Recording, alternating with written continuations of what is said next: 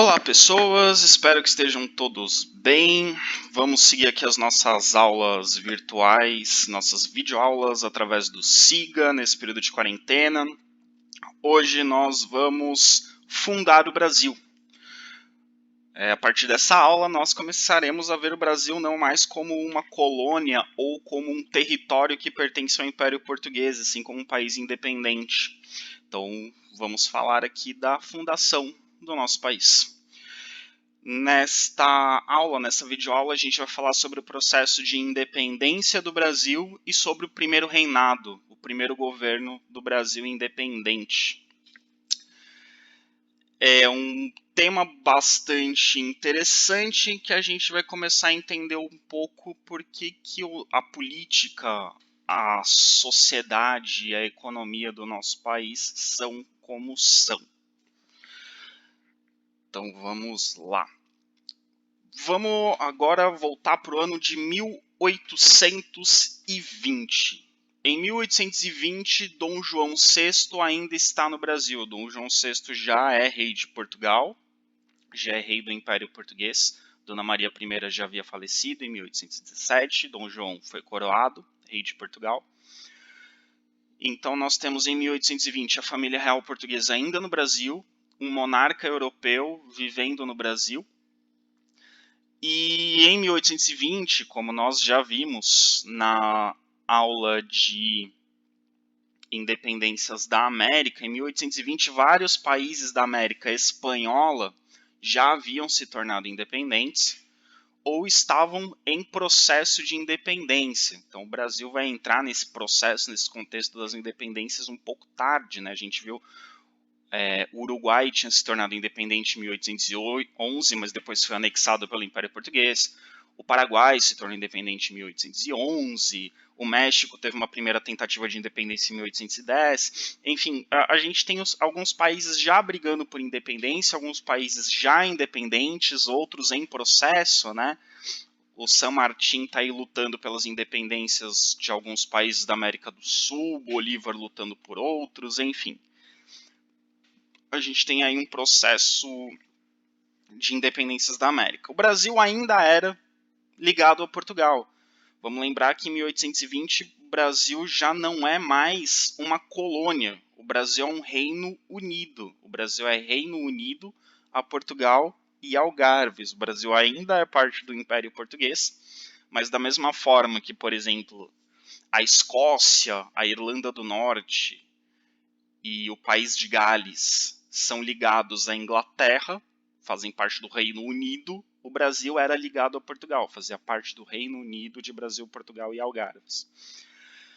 Então o Brasil não era um país independente, mas já vivia como se fosse. Como Reino Unido, o Brasil não vivia mais sob o pacto colonial.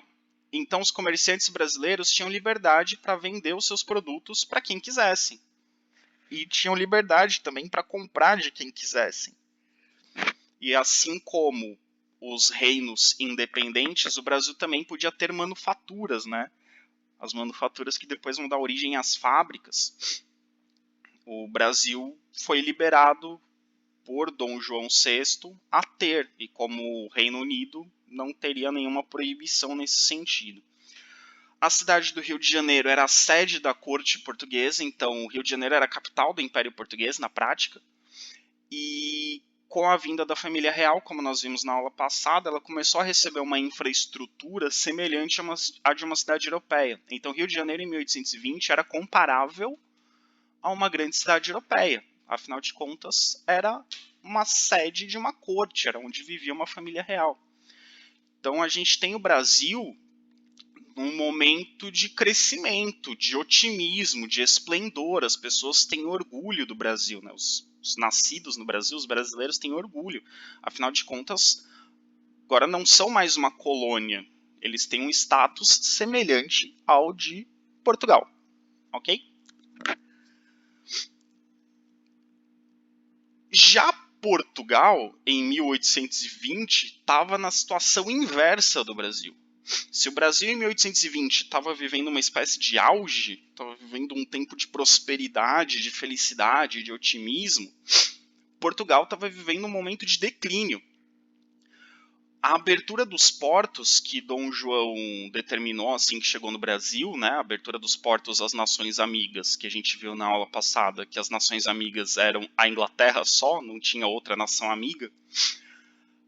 Essa abertura dos portos prejudicou muito a burguesia portuguesa, porque antes os comerciantes portugueses tinham monopólio do comércio no Brasil. O Brasil só podia ter comércio com Portugal. A partir do momento em que os portos do Brasil são abertos para produtos ingleses, os produtos ingleses eram muito melhores e muito mais baratos. Então os comerciantes portugueses não conseguiam concorrer. Então o Brasil foi inundado por produtos ingleses e os comerciantes portugueses perderam o seu principal mercado consumidor. Isso fez com que a burguesia portuguesa enfraquecesse muito. Além disso, desde 1807, quando Dom João decide fugir para o Brasil nos navios ingleses, trazendo toda a corte portuguesa para o Brasil, cerca de 15 mil portugueses vieram para o Brasil junto com Dom João, Portugal ficou sendo governado por uma regência. Então, olha que interessante, né? O rei de Portugal, né? Portugal era governado pelo rei, na verdade pelo príncipe regente, né? Dom João, que governava em nome de sua mãe, afastada por problemas mentais, e o Brasil era governado por representantes do rei, como colônia. Quando a família real vem para o Brasil passa a ser governado pelo rei e Portugal passa a ser governado por representantes do rei. Então isso para os portugueses era algo muito humilhante, porque agora era como se Portugal fosse a colônia. Porque o rei não estava em Portugal, o rei estava no Brasil e quem mandava em Portugal eram representantes do rei. Além disso, essa regência que ficou em Portugal, um funcionário do governo português que foi nomeado por Dom João para governar Portugal, na prática não tinha poder nenhum. Quem exercia o poder de fato em Portugal eram os militares. E os militares portugueses eram comandados não por um chefe português, mas por um chefe inglês.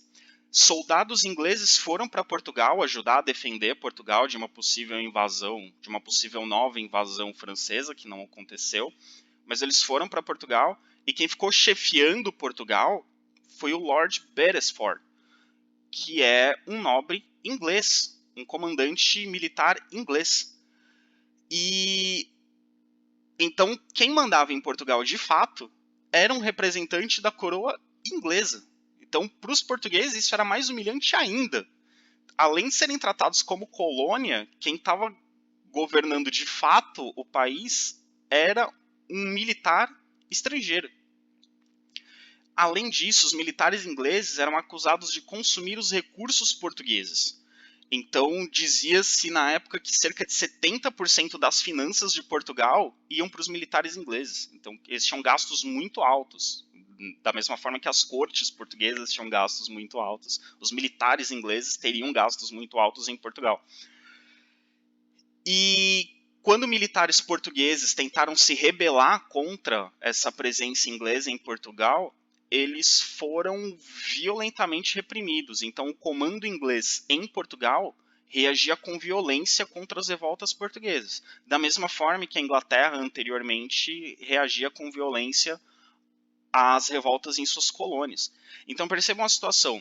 O rei de Portugal está no Brasil, Portugal é governado por um representante do rei de Portugal, mas que não tem poder nenhum, e quem exerce o poder de fato é um representante da coroa inglesa.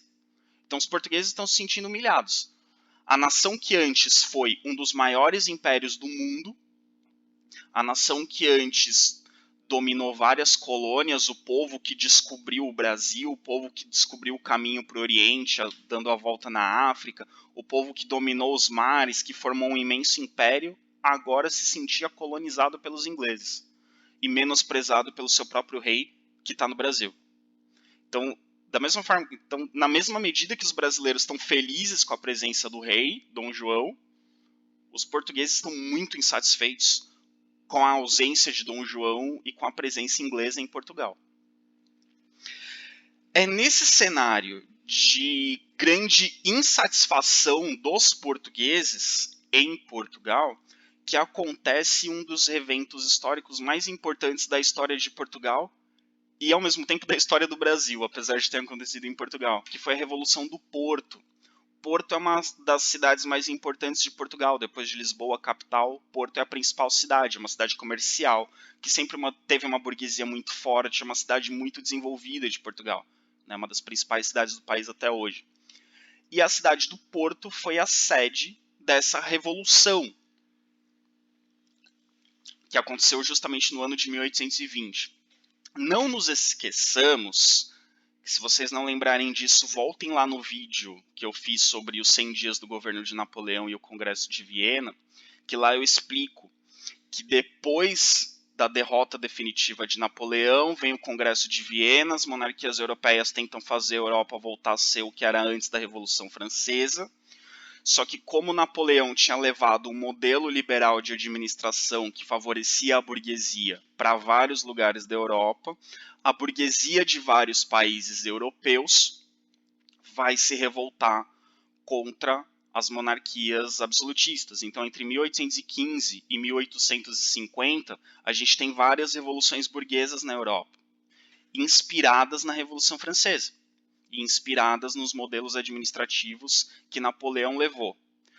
Napoleão não dominou Portugal, mas as ideias de Napoleão, as ideias da Revolução Francesa, o modelo administrativo trazido pela Revolução Francesa chegou como uma ideia forte em Portugal. E a Revolução do Porto se inspira justamente nessas ideias liberais da Revolução Francesa, que depois foram difundidas por Napoleão. Então, a burguesia portuguesa, em 1820, faz uma revolução. Então, a Revolução do Porto está nesse contexto das revoluções liberais, das revoluções burguesas do século XIX, que acontecem entre 1815 e 1850. Então, eu já comentei isso com vocês em outras aulas. A gente tem essa revolução em Portugal, a gente tem revoluções nos territórios que hoje fazem parte da Alemanha, a gente tem na França mais duas revoluções nesse período, depois da Revolução de 1789, a gente tem outra em 1830, depois outra em 1840, e onde hoje é a República Tcheca, nós tivemos uma revolução liberal, enfim, em vários lugares houve revoluções liberais na Europa durante esse período, e a Revolução do Porto faz parte dessa onda de revoluções liberais da primeira metade do século XIX. Então, essa revolta ela é motivada contra a crise econômica que Portugal está vivendo, né? A principal fonte de riqueza de Portugal é o comércio, e o comércio foi prejudicado com a abertura dos portos do Brasil. E também a situação política. Os portugueses queriam ser governados por um rei português, não queriam ser governados por um militar inglês. Então a situação política do país também era um motivo de insatisfação. E a burguesia, insatisfeita com a sua monarquia, que ainda era absolutista, exigem uma constituição para o reino. Essa constituição, a ideia de uma constituição é uma influência do pensamento liberal.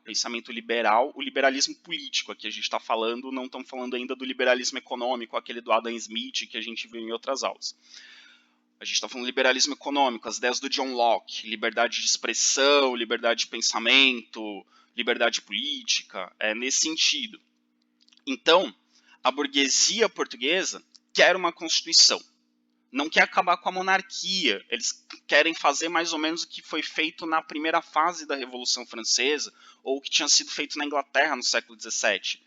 Continua tendo um rei, só que esse rei tem que obedecer à Constituição. Então a burguesia comercial portuguesa lidera essa revolução e tem grande apoio popular, porque a população também está sofrendo com a alta de preços, né? A crise econômica, quando ela interfere principalmente nos preços de alimentos, que é o que tem o peso maior nas finanças da população mais pobre, tende a fazer a população se revoltar. Então a crise econômica afetou muito as camadas mais pobres, e as camadas mais pobres apoiaram a burguesia nessa Revolução do Porto. A Revolução do Porto, os revolucionários formaram um governo provisório, mais ou menos o que a Assembleia Nacional Constituinte fez na Revolução Francesa, um pouco diferente, mas eles formam um governo provisório e convocam as cortes. O que são as cortes em Portugal? cortes no plural. Tem a corte, que é o conjunto ali administrativo. As cortes no plural, em Portugal, equivaleria mais ou menos ao que era a Assembleia dos Estados Gerais na França. É a reunião de representantes de todo o império para discutir uma situação. Então, o governo provisório da Revolução do Porto convocou as cortes, então quem convocava as cortes era o rei. E esse governo provisório passou na frente do rei, não pediu permissão para o rei e convocou as cortes. Então, as cortes eram representantes de todo o império, então de todas as colônias, de todos os reinos, né? O Brasil era um reino unido, Portugal, Algarves, representantes das colônias na África, se reuniriam em Portugal. E para participar das cortes, Dom João VI foi convocado, foi chamado de volta a Portugal. E antes de embarcar no navio para ir para Portugal, ainda no Rio de Janeiro, ele recebeu, né, quando ele recebeu o comunicado das cortes, que ele estava sendo convocado para as cortes do governo provisório português. Quando ele recebe o comunicado, ele tem que fazer um juramento de que ele vai obedecer à nova Constituição. O detalhe é que essa nova Constituição ainda não tinha nem começado a ser escrita, mas eles já mandaram uma mensagem para Dom João falando: você vem para Portugal, mas você só vai entrar aqui se você jurar obedecer à Constituição que a gente vai escrever. E aí ele teve que partir para Portugal, já tendo jurado, já tendo feito o juramento que ia obedecer à Constituição que seria escrita pelas cortes. E Dom João, então, parte para Portugal no dia 26 de abril de 1821. Por uma incrível coincidência da vida, eu estou gravando esse vídeo no dia 26 de abril de 2020, né? 199 anos exatamente depois desse fato, mas isso só foi uma incrível coincidência. E Dom João volta para Portugal, mas ele deixa no Brasil Dom Pedro. Dom Pedro era o príncipe de Portugal. Ele era o herdeiro do trono português. E Dom João deixa Dom Pedro no Brasil como príncipe regente. Príncipe regente é aquele que governa em nome do rei. Então, Dom João VI voltaria para Portugal e Dom Pedro governaria o Brasil em nome de Dom João VI. Diz a lenda, e isso foi uma cena que passou na novela das 6, inclusive, e é uma lenda, não tem nenhuma... Eu chamo de lenda, mas na verdade é uma história que não tem nenhuma comprovação de que isso realmente teria acontecido. Mas diz a lenda que Dom João VI, quando partiu de volta para Portugal, já achava que o Brasil ia se tornar independente. E ele teria dito para Dom Pedro, quando deixou Dom Pedro no Brasil. Tem o texto bonito que vocês podem procurar na internet, mas em outras palavras ele disse para Dom Pedro: olha, se for para o Brasil se tornar independente, que você assuma o processo, que você tome conta do Brasil, que você lidere a independência do Brasil, porque pelo menos você vai me respeitar. É melhor que você assuma o processo do que algum outro aventureiro. Não sabemos se isso é verdade, né? Até porque existem indícios de que Dom Pedro não tinha a menor intenção de tornar o Brasil independente até que as coisas se complicaram, que é o que a gente vai ver daqui a pouco. Mas no momento que Dom João VI volta para Portugal, Dom Pedro não demonstrava interesse em separar o Brasil de Portugal. Ele queria continuar governando o Brasil como representante do seu pai, ok? Mas temos essa história, né, que a gente não sabe se é verdade. De qualquer forma, quando a notícia da reunião das cortes e de que uma constituição seria feita em Portugal, quando essa notícia chega no Brasil, o povo brasileiro achou ótimo. O povo brasileiro achou muito bom. Os políticos brasileiros, a elite brasileira, a população brasileira de modo geral, achou muito legal. Porque a ideia de que o absolutismo era algo ruim já era difundida. Então, a gente estudou, né, a Conjuração Mineira, a gente estudou a Conjuração Baiana, a gente viu que teve no Brasil uma revolta separatista em Pernambuco, né, teve a Revolução Pernambucana. Então, a gente tem uma série de movimentos no Brasil contra o absolutismo. Alguns brigando pela independência, alguns movimentos separatistas, mas de um modo geral, a ideia de que o absolutismo tinha que acabar já era difundida. no país. Então, quando vem a notícia de que as cortes estão fazendo uma constituição e vão colocar limites ao poder de Dom João VI, essa notícia foi bem recebida. E foi ainda mais bem recebida quando as cortes convocaram deputados brasileiros, né? As cortes tinham que reunir representantes de todo o império. E o Brasil elegeu 50 deputados para enviar a Portugal, para participar das cortes. Então os deputados foram para lá e pensaram, nossa, nós estamos sendo valorizados como um Reino Unido a Portugal. Nós vamos participar das cortes. Nós vamos ajudar na construção dessa Constituição. Nós vamos ajudar a definir os rumos do Império Português. Percebam que até então o sentimento ainda é de que o Brasil pertence a Portugal, de que o Brasil está unido a Portugal. Apesar de ter alguns movimentos separatistas no Brasil já, como a Conjuração Mineira, a Conjuração Baiana, a Revolução Pernambucana, no geral, os brasileiros se sentiam parte de Portugal ainda. A maioria dos brasileiros ainda se sentia cidadão português. E com a elevação do Brasil a Reino Unido, eles se sentiam ainda mais portugueses. Só que o primeiro impacto veio quando os brasileiros chegaram nas cortes e perceberam que eles eram 50 de todas as colônias ou antigas colônias. O Brasil não era mais colônia, o Brasil era Reino Unido. De todas, o Brasil era quem tinha mais representantes, tinha 50. Só que Portugal tinha 130 deputados. E aí os deputados brasileiros começaram a perceber que as coisas não iam ser como eles imaginavam. E, para surpresa dos deputados brasileiros, quando eles chegaram lá, eles perceberam que eles não iam ter direito a voto, não iam ter direito à opinião. Quer dizer, até teriam, mas eles eram minoria. Os portugueses eram a ampla maioria. Eram 130 deputados portugueses contra 50 deputados brasileiros.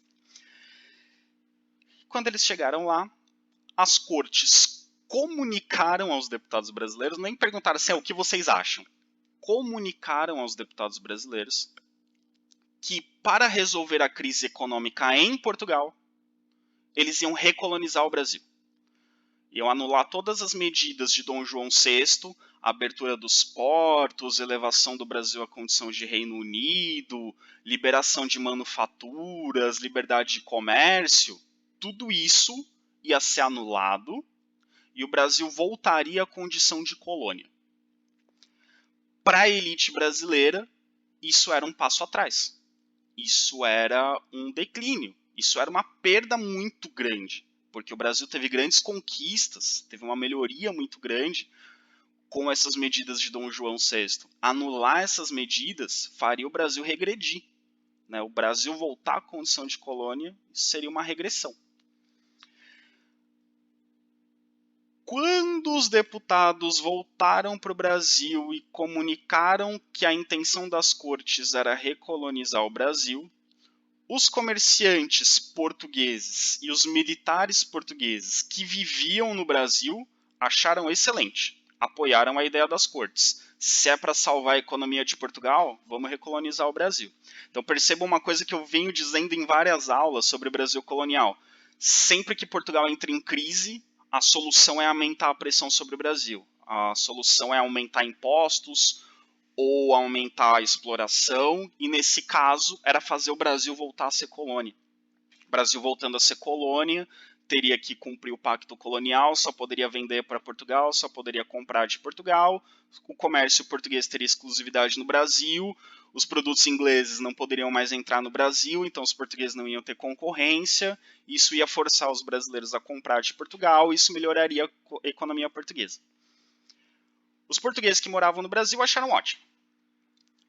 Já os brasileiros, os proprietários rurais brasileiros e as camadas médias urbanas são os pequenos comerciantes, são os profissionais liberais, tipo médico, advogado, professor, padre. Então, assim, a elite brasileira, os proprietários rurais, que foram muito beneficiados com a abertura dos portos, e as camadas médias, que foram beneficiadas com as medidas de Dom João, com a urbanização do Brasil, com a abertura de manufaturas, né, porque a abertura de manufaturas privilegia as classes urbanas, né, manufatura é uma atividade urbana. Então, esses grupos sociais não concordaram. Porque acabar com as medidas de Dom João era fazer eles perderem aquilo que eles conquistaram. E era fazer voltar uma situação de crise, de pobreza. E o principal, perder o status de reino. Perder o status de alguém que é semelhante a Portugal. Voltar a ser colônia, voltar a ser subordinado, voltar a ser inferior. Com isso, a imprensa brasileira começa, a imprensa de um modo geral, começa pela primeira vez a escrever sobre a possibilidade de independência. Os jornais brasileiros, então lembre, não tinha imprensa no Brasil.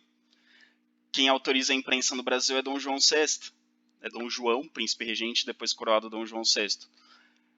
E aí essa imprensa era uma imprensa que só publicava coisas favoráveis a Dom João. Porque no reino absolutista você não publica nada contra o rei. E agora essa imprensa, que passou a existir com a vinda da família real, começa a divulgar ideias e a discutir a possibilidade da independência. E se a gente se separasse de Portugal?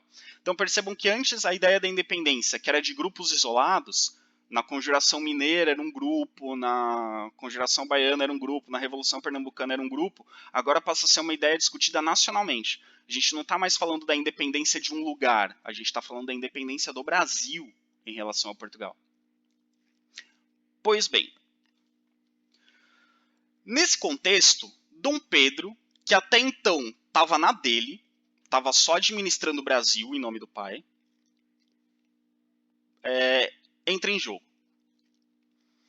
Em dezembro de 1821, então de abril de 1821 a dezembro de 1821, Dom Pedro ficou na dele, só administrando o Brasil, em nome de Dom João VI.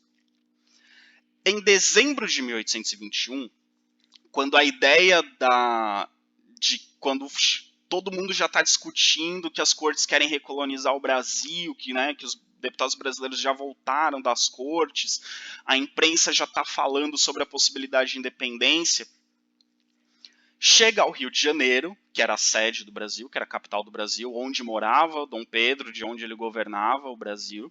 Então chega ao Rio de Janeiro uma carta exigindo que ele volte a Portugal. Então as cortes convocaram Dom Pedro a regressar a Portugal. Falaram, não, você não vai ficar no Brasil governando, você volta para Portugal junto da família real, a família real toda vai ficar em Lisboa. Não é para ficar ninguém no Brasil. Os brasileiros entenderam, e provavelmente com razão, que a volta de Dom Pedro para Portugal seria o início da recolonização do Brasil. Enquanto um membro da família real está governando o Brasil tem status de reino. Enquanto o membro da família real está no Brasil, o Brasil tem status de reino. Ele é Reino Unido a Portugal. A partir do momento que ele sai, que não tem mais um membro da família real governando o Brasil, vem um governador geral, vem um vice-rei, vem algum desses cargos, era o início do processo do Brasil a voltar a ser colônia. Então, quando os brasileiros perceberam que a intenção das cortes era tirar Dom Pedro do Brasil para que o Brasil voltasse a ser colônia, eles fizeram um abaixo-assinado com milhares de assinaturas, um número muito grande de assinaturas, e mandaram para Dom Pedro, pedindo que Dom Pedro ficasse no Brasil. Então, o povo percebeu que Dom Pedro ficando, o Brasil não voltaria a ser colônia. E aí eles pedem para Dom Pedro ficar. E aí no dia 9 de janeiro de 1822, Dom Pedro anuncia ao povo que ele vai permanecer no Brasil. É aquela frase clássica, se é para o bem de todos e felicidade geral da nação, diga ao povo que fico. Ele fez esse discurso para a população, indicando que ele ficaria no Brasil. Nesse momento, quando Dom Pedro decide permanecer no Brasil, atendendo a um pedido da população, claro, um pedido que parte das elites, mas que tem amplo apoio popular, e aí ele decide ficar no Brasil, fica claro que Dom Pedro está tomando partido dos brasileiros, que Dom Pedro está se colocando contra a recolonização. Então Dom Pedro, ao ficar no Brasil, ele está batendo de frente com as cortes, porque as cortes exigiram que ele voltasse.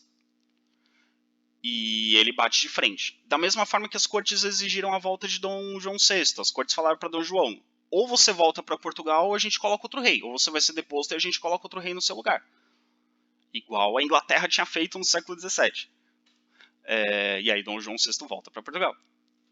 tendo que obedecer à Constituição portuguesa. Dom Pedro bate de frente com as cortes, ele não aceita voltar. Ele fica do lado dos brasileiros. Então aqui a gente já percebe um movimento de Dom Pedro a favor dos brasileiros. Ele começa a se aproximar das elites brasileiras e se distanciar das cortes em Portugal. E como príncipe regente, a partir do momento que ele fica no Brasil, ele começa a adotar medidas administrativas no Brasil com o objetivo de dificultar a recolonização do Brasil. Ele começa a adotar medidas que claramente vão contra os objetivos das cortes e que claramente querem ampliar a autonomia do Brasil. Ao invés de acabar com a autonomia do Brasil em relação a Portugal, ele quer ampliar a autonomia do Brasil. Que medidas são essas?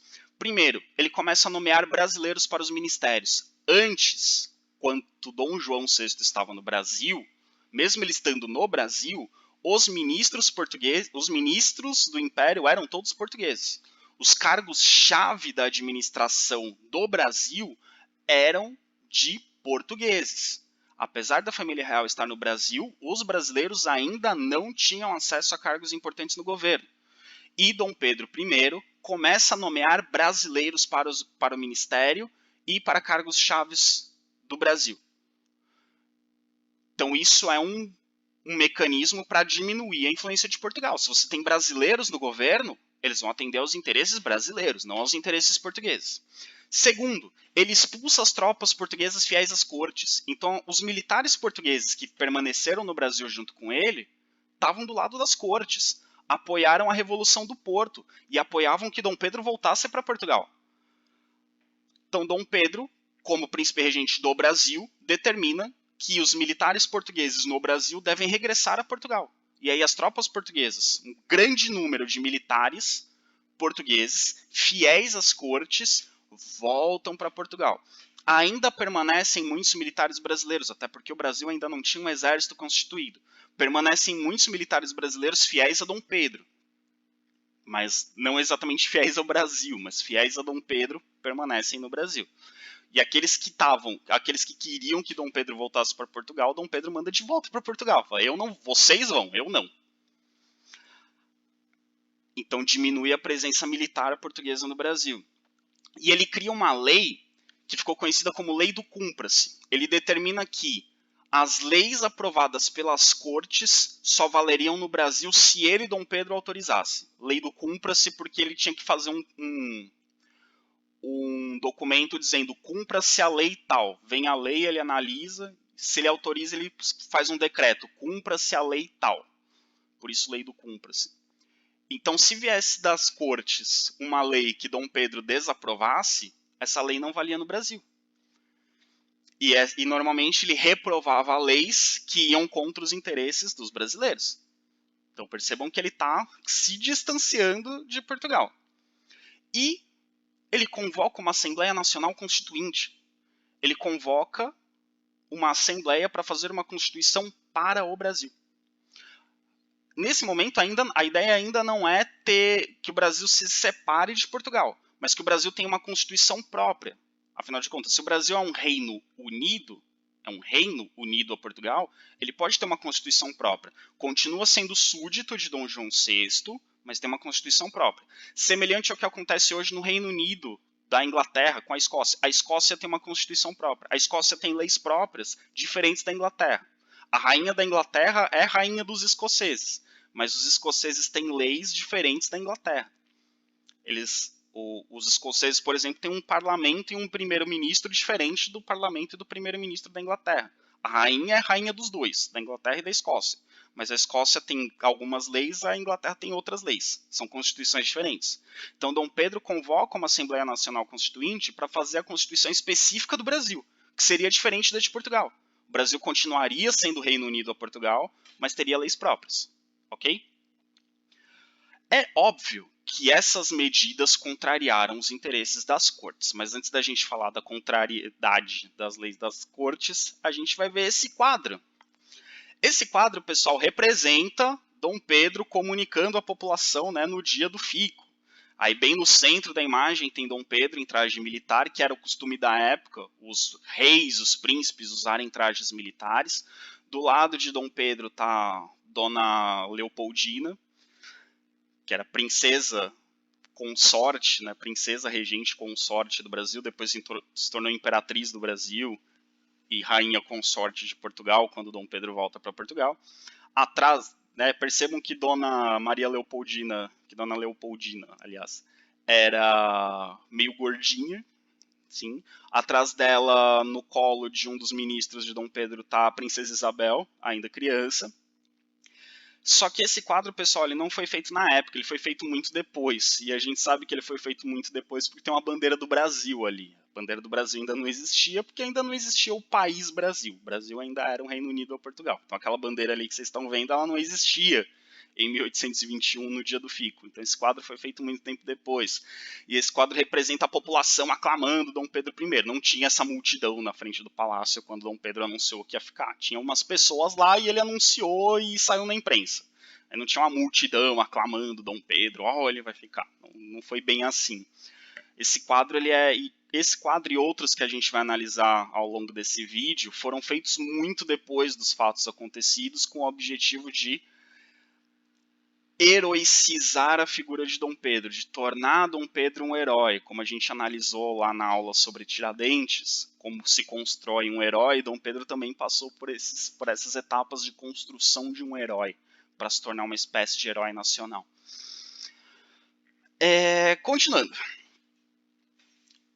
As cortes, então, perceberam que Dom Pedro tinha rompido com Portugal e se aliado aos brasileiros. Então, todas essas medidas de Dom Pedro deixaram claro que ele ficou do lado dos brasileiros. Por que ele ficou do lado dos brasileiros? A gente vai entender daqui a pouco. E com todas essas medidas de Dom Pedro, e com toda a insatisfação com as ordens que vinham de Portugal, não só a imprensa começou a falar sobre a independência, mas os brasileiros, de um modo geral, começaram a falar sobre a independência. A imprensa já não falava mais. O que aconteceria se a gente se tornasse independente? Será que ia ser melhor? Não tinha um debate. Já era uma propaganda pela independência. E as pessoas começam a discutir. Acho que eu quero a independência, acho que eu não quero mais ser Reino Unido a Portugal, não quero correr o risco de ser colônia de Portugal de novo, eu quero viver num país independente.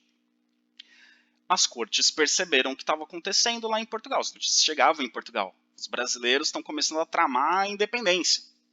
Igual as colônias espanholas estão fazendo com a Espanha, igual os Estados Unidos fizeram com a Inglaterra, igual o Haiti fez com a França. Estão querendo fazer a mesma coisa no Brasil. Então as cortes perceberam que Dom Pedro virou uma liderança no Brasil. Dom Pedro virou uma liderança. E que estava indo contra os interesses das cortes, que era recolonizar o Brasil. Então as cortes, que nesse momento têm poder, né, segundo a Constituição portuguesa, as cortes estão acima do rei. O rei tem que obedecer às determinações das cortes, porque as cortes, nesse momento, são um poder legislativo. As cortes criam as leis e o rei tem que obedecer às leis. O rei é só um executor das leis. E as cortes elegem um primeiro-ministro que vai ser o chefe de governo. Então o rei o rei de Portugal vai virar uma figura meio que a rainha da Inglaterra. Mas eles querem fazer isso, isso demora para acontecer, mas eles estão tentando fazer isso com Dom João VI.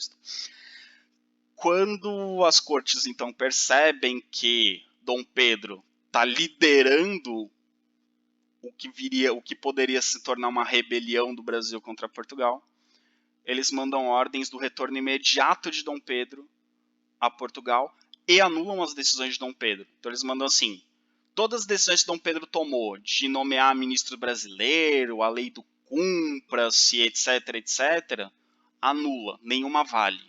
O Brasil tem que obedecer às ordens que vêm de Portugal, não às ordens de Dom Pedro. E Dom Pedro tem que voltar imediatamente para Portugal. Então eles ordenam um retorno de Dom Pedro. Mandam a carta para o Brasil, a sede do governo brasileiro é no Rio de Janeiro. Chega no palácio onde vivia Dom Pedro não estava, Dom Pedro estava em viagem. Quem recebe a carta? Dona Leopoldina. Dona Leopoldina lê a carta, fica apreensiva. Dona Leopoldina, durante muito tempo os historiadores ignoraram isso, nos últimos anos tem alguns estudos bem interessantes mostrando que ela foi uma articuladora política da independência do Brasil, que ela se reunia com políticos, que ela dava ideias, de que ela fazia propostas, né, de que que ela era um dos cérebros por trás da independência do Brasil. Mas, são estudos mais recentes, então não é algo muito divulgado, mas que se vocês tiverem curiosidade, deem uma pesquisada em artigos de historiadores falando sobre esse tema. É um tema bem interessante, né, da participação de Dona Leopoldina na independência do Brasil. Dona Leopoldina recebe a carta, vê a gravidade do negócio e manda um mensageiro entregar essa carta para Dom Pedro. Onde estava Dom Pedro? Em São Paulo. E Dom Pedro estava numa viagem entre São Paulo, a cidade de São Paulo, e a cidade de Santos, no litoral do estado de São Paulo. Então ele estava fazendo essa viagem. Agora não me recordo se ele estava indo de São Paulo para Santos ou voltando de Santos para São Paulo, mas ele estava no meio do caminho entre as duas cidades. Quando a comitiva de Dom Pedro estava passando pelo Riacho do Ipiranga, que hoje fica onde é o bairro do Ipiranga, na cidade de São Paulo, onde fica o Museu da Independência, na cidade de São Paulo, um museu que está fechado há vários anos para ser reformado e que o governo do estado de São Paulo promete que vai reabrir em 2022 para comemorar os 200 anos da independência, então eles estão lá correndo contra o tempo para restaurar o museu. Então, quando Dom Pedro estava às margens do Riacho do Ipiranga, o mensageiro trazendo a carta de Dona Leopoldina alcança Dom Pedro e entrega para ele a carta. Dom Pedro lê a carta, se enfurece, segundo a tradição, fica raivoso, reúne sua comitiva, que tinha ali soldados, tinha políticos, tinha pessoas importantes ali em torno dele, reúne a galera e fala e decide proclamar a independência do Brasil. Ele pega a carta, lê e fala, isso é inaceitável, se eu voltar ao Brasil vai ser recolonizado, a única solução para o Brasil manter a sua autonomia é se tornar independente. Então vamos nos separar de Portugal. E aí diz a tradição que Dom Pedro teria dado o grito independência ou morte. Na verdade, a tradição tem um discurso longo e bonito, que provavelmente esse discurso não foi feito, esse discurso foi escrito depois, né, para ficar mais bonito, né, tem umas pausas dramáticas, né, diz a cena que ele teria gritado laços fora, soldados, né, porque os soldados portugueses carregavam no capacete uma fita azul e branca que representava a coroa portuguesa, e o laços fora seria para arrancar esse laço e jogar fora, para dizer que eles não pertenciam mais a Portugal. Nada disso deve ter acontecido, né? Talvez ele até tenha dito laços fora, mas não no sentido de arrancar o laço do capacete, porque os soldados provavelmente não estavam usando capacete nessa viagem. Na verdade, o laços fora seria romper os laços com Portugal. Mas enfim, tem toda uma história que, né, os detalhes, o discurso, como ele teria feito e tal. Provavelmente a maior parte disso foi inventada, mas o fato é que ele recebe a carta e ali decide que vai proclamar a independência do Brasil. E ali ele decide que o Brasil vai se separar de Portugal. Esse fato ocorreu no dia 7 de setembro de 1822, que é uma das nossas datas nacionais, é a data da independência do Brasil. A data oficial da independência do Brasil é o dia em que Dom Pedro proclama a independência ao receber essa carta das cortes e decidir que o Brasil precisa se separar de Portugal. Né? A independência de fato, o reconhecimento da independência do Brasil virá depois, como nós veremos nos próximos minutos. Ok? Então, esse é o contexto da independência do Brasil. Então, a gente tem as cortes acontecendo em Portugal, Dom João VI é chamado de volta, as cortes querem recolonizar o Brasil, Dom Pedro acaba se aliando aos brasileiros, a gente vai ver daqui a pouco por que ele aceita, e em meio a essas disputas, as cortes querendo recolonizar o Brasil querendo aumentar sua autonomia, chega um momento em que as cortes dão o ultimato, exigindo a volta de Dom Pedro para recolonizar o Brasil, e Dom Pedro diz, eu não volto e vou ajudar o Brasil a se tornar independente de Portugal, para que o Brasil tenha autonomia. Ok? Esse é o contexto da independência do Brasil, resumindo. Esse quadro é o quadro mais famoso que está em todos os livros didáticos sobre a independência do Brasil. É o quadro do Pedro Américo, que está lá em São Paulo, em um museu. Esse quadro tem, para vocês terem noção do tamanho desse quadro, ele tem 7,60 metros de largura por 4,51 metros de altura. É um quadro gigantesco, não cabe na minha casa, por exemplo. Minha casa nem é tão grande assim, mas não cabe na minha casa. Não tem um quarto para colocar esse quadro na minha casa. Acho que a maioria de vocês não deve ter também. Não sei se alguém em Uruguaiana tem um quarto que caiba esse quadro. Ele é muito grande. Ele tem 4,51 m de altura. Um apartamento normalmente tem... O andar de um prédio de apartamentos tem 3,30 m, 3,50 m. Acho que ninguém tem uma casa em que esse quadro caiba. Enfim. Esse quadro foi pintado por Pedro Américo. Pedro Américo é um dos principais pintores das cenas importantes da história do Brasil. E o Pedro Américo também é conhecido por fazer quadros que não necessariamente representem a realidade, mas por fazer quadros que heroicizem ou que transformem cenas em cenas épicas. O Pedro Américo é o que fez o quadro do Tiradentes esquartejado, por exemplo, aquele quadro que a gente analisou, que os pedaços do corpo do Tiradentes formam o mapa do Brasil. Quem não lembra disso, volta lá no vídeo das rebeliões da América que a gente fala do Tiradentes. É importante esse vídeo, vejam lá.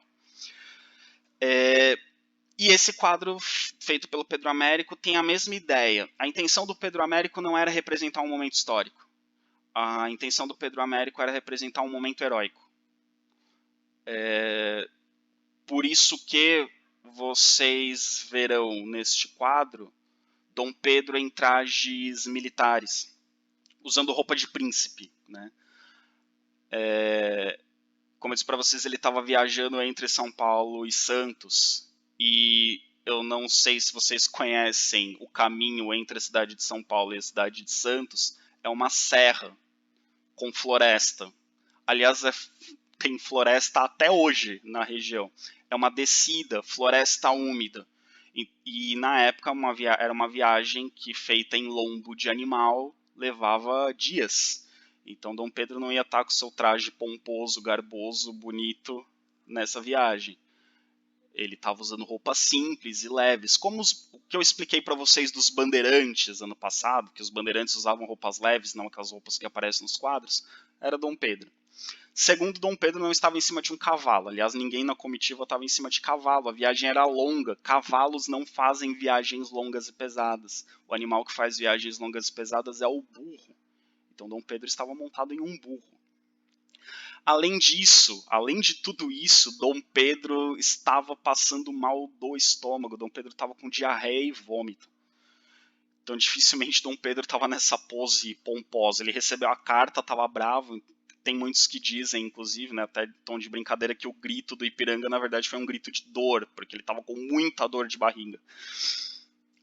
Mas ele recebe a carta e comunica a sua comitiva a independência do Brasil. Outro fato interessante, vocês estão vendo esses soldados aqui embaixo de branco? Esses soldados são os dragões da independência. É uma divisão do exército que surgiu muito depois da independência do Brasil. E que o Pedro Américo retrata ali como se eles estivessem presentes na proclamação da independência. Mas não existia os dragões da independência no dia da independência. Esse uniforme do exército surgiu depois.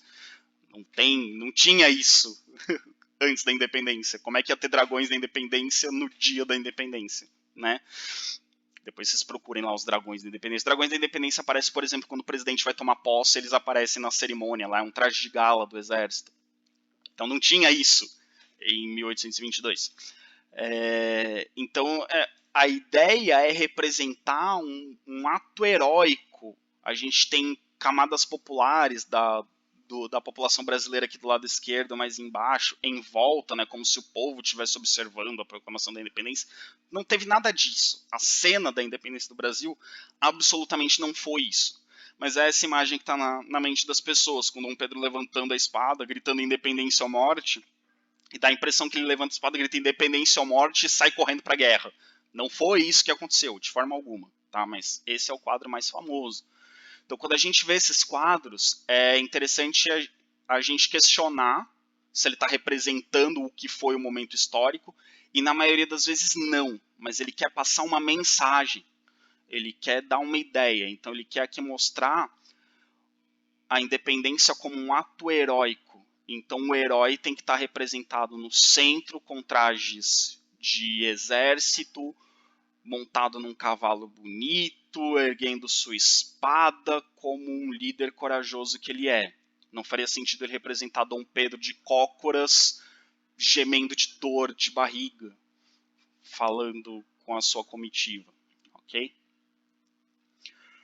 Esse outro quadro ele é muito interessante também. Também é um quadro sobre a Proclamação da Independência. O nome do quadro é Proclamação da Independência, de um pintor francês chamado François-René Marot. Pintou esse quadro em 1844. Portanto, muito depois também, 22 anos depois da independência do Brasil, mas bem antes do Pedro Américo. O Pedro Américo é 1888, é um ano antes da Proclamação da República, já é bem no final do Império. Aqui é mais no início. Dom Pedro já nem era mais o rei do Brasil, não era mais o imperador do Brasil quando esse quadro foi pintado, já era Dom Pedro II que governava o Brasil. E esse quadro também é um quadro bem grande, ele tem 2,44 m de altura, 3,83 m de largura. É bem grande também é um quadro monumental. E aqui ele já tem uma visão diferente, não mais Dom Pedro no Ipiranga com a espada levantada como um líder militar. Nesse quadro ele é representado como um líder popular, como se ele tivesse acabado de proclamar a independência, então ele está erguendo seu chapéu, é uma comemoração, com o povo em volta, então está o povo brasileiro em volta dele. Mas reparem um detalhe, né? O povo brasileiro é o povo branco representado nesse quadro. Você não tem negro. Negro é escravo, negro não é povo. Não tem índios também no quadro. Aqui você tem o povo humilde, o povo pobre, mas é um povo branco. E aqui ele é representado como um líder popular. Mas também a proclamação da independência do Brasil não foi uma festa popular. A maior parte da população demorou a entender o que estava acontecendo, na verdade, do 7 de setembro de 1822 até o povo entender que não era mais parte do Império Português levou um tempo. Então vamos lá. Proclamada a independência do Brasil, precisamos organizar um novo país. Sempre que um país proclama independência, ou se separa de outro, ou enfim, sempre que surge um país novo, você precisa organizar esse país, tá? Quais vão ser as regras? Como é que esse país vai funcionar? Primeiro, a gente tem que entender que a independência do Brasil não foi um processo liderado por Dom Pedro, que tinha um amor pelo Brasil e queria que o povo se libertasse de Portugal. Não, o processo da independência do Brasil foi comandado pela elite brasileira. Principalmente a elite de 3 estados, ou 3 províncias na época, São Paulo, Minas Gerais e Rio de Janeiro. Essas 3 províncias estavam se constituindo como as mais fortes no centro, aliás, no sudeste brasileiro. Não era mais o nordeste açucareiro, a região mais rica, não era mais o centro, região mineradora, a região mais rica. Eram São Paulo, Minas Gerais e Rio de Janeiro. O café está começando a aparecer como um produto importante, a pecuária está ganhando força, a cana-de-açúcar está sendo plantada no Sudeste também. No Sudeste estão surgindo as manufaturas, tem um comércio mais intenso, então o Sudeste vai aos poucos se tornando a região mais importante do Brasil. E a elite do Brasil, de um modo geral, a elite do Nordeste também, a elite do Centro-Oeste, a elite do Sul apoiou a independência. Mas, principalmente, São Paulo, Minas Gerais e Rio de Janeiro foi quem pensou, quem planejou a independência do Brasil, quem liderou esse processo. E quando a gente fala de elite, a gente está falando sobretudo de grandes proprietários rurais, comerciantes e funcionários públicos. Grandes proprietários rurais são beneficiados pela abertura dos portos, pela autonomia do Brasil. Podendo vender para qualquer consumidor, eles conseguem encontrar preços melhores. Sendo obrigados a vender só para Portugal, eles teriam que receber o que Portugal quisesse pagar. Então, colocando seus produtos no mercado internacional, você consegue encontrar consumidores que paguem melhor. Os comerciantes também, podendo vender para qualquer lugar, eles têm oportunidades de melhores negócios. E os funcionários públicos brasileiros apoiaram a independência, porque o Brasil sendo colônia, eles não teriam acesso a cargos mais altos. Os cargos mais altos seriam os portugueses. Então, os funcionários públicos, eles apoiam a independência do Brasil. Então, os 3 principais grupos que lideram a independência do Brasil são os grandes proprietários rurais, os comerciantes e os funcionários públicos. Todos insatisfeitos com Dom João VI, todos insatisfeitos com as medidas das cortes. Querem a autonomia do Brasil. Esses grupos queriam a independência do Brasil, mas queriam uma independência sem radicalizações. Que essa independência mantivesse as conquistas da época de Dom João VI. Então, a liberdade econômica, o acesso à política, à imprensa, as melhorias de infraestrutura urbana. Então, eles queriam, assim, o que Dom João VI melhorou tem que manter. Voltando a ser colônia, ia perder. Mas, assim, eles querem manter o que ficou melhor com Dom João VI, mas não querem mais nada. As elites brasileiras não querem fim da escravidão. As elites brasileiras não estão pensando em melhorar a situação de vida das classes mais baixas. A elite quer manter o que conquistou com Dom João VI. E eles acharam que para manter o que conquistaram com Dom João VI, só se tornando independente. É esse o ponto. Então, não dá para a gente chamar a independência do Brasil de uma revolução, por exemplo. Porque numa revolução você tem mudanças em toda a sociedade. Na independência do Brasil, a única mudança que você tem é que o Brasil tem autonomia diante de Portugal. O Brasil não é mais governado por Portugal. O Brasil é governado por um príncipe, que aliás é português. Né? Então a diferença é essa. O Brasil não é dependente mais de Portugal, é autônomo. Mas a estrutura social brasileira, a elite agrária, a classe média urbana, as camadas mais pobres e os escravos, ficam exatamente como eram no tempo da colônia. Socialmente não muda absolutamente nada no Brasil. Economicamente, muito pouca coisa muda. As principais atividades econômicas do Brasil colonial são as principais atividades econômicas do Brasil independente. Então não é uma revolução, é só uma mudança de governo, ok? Como a elite não queria uma mudança radical, que eles temiam assim, vai que a gente proclama uma república, aí o povão vai e elege um presidente que vai mudar tudo que a gente está fazendo. Não. Tem que manter as coisas como estão. A gente não se tornou independente para mudar. A gente se tornou independente para manter o que estava bom, porque as cortes queriam piorar. Então a independência não é para melhorar, a independência é para deixar do jeito que está. Porque para a gente está bom, para a elite estava bom, do jeito que estava. Então, eles pensam esse novo país não como uma república, como aconteceu com quase todas as ex-colônias espanholas. Só o México que virou reino, mas em 3 anos virou república. Não durou muito tempo. Os brasileiros, a elite brasileira opta pela monarquia. Por que a monarquia? Você tendo um rei, essa figura do rei vai ser respeitada por todo o povo. Era o que eles imaginavam. Você evita a fragmentação territorial. As colônias espanholas se fragmentaram em vários países.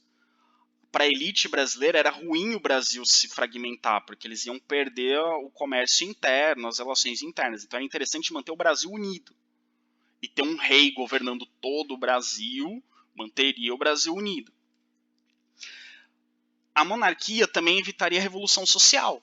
Algum grupo social resolver assumir o controle.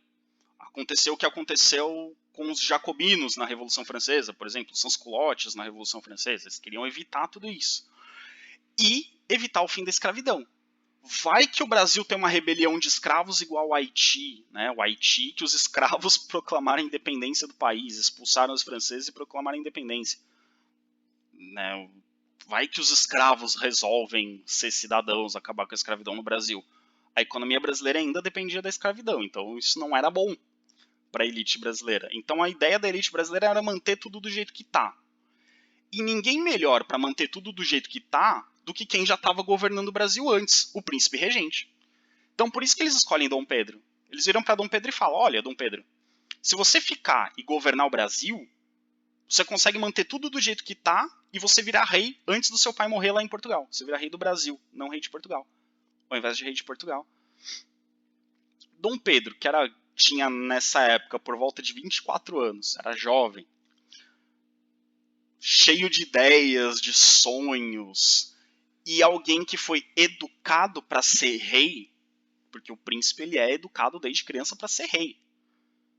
Ele não ia negar essa oportunidade. Então é provavelmente por isso que Dom Pedro rompe com as cortes e se torna imperador do Brasil. Porque ele sabia que em Portugal ele ia ter seus poderes limitados pelas cortes, que era o que as cortes estavam fazendo com o Dom João VI. No Brasil, ele ia poder ser rei como ele foi preparado para ser rei, para ser imperador.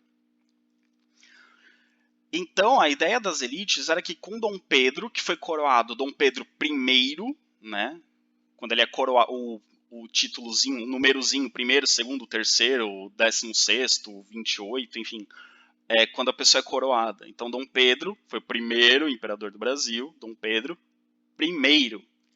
Quando ele é coroado, Dom Pedro I, o Brasil consegue manter sua unidade territorial. O Brasil não se fragmentou, por isso que o Brasil é o maior país da América do Sul, o maior país da América Latina.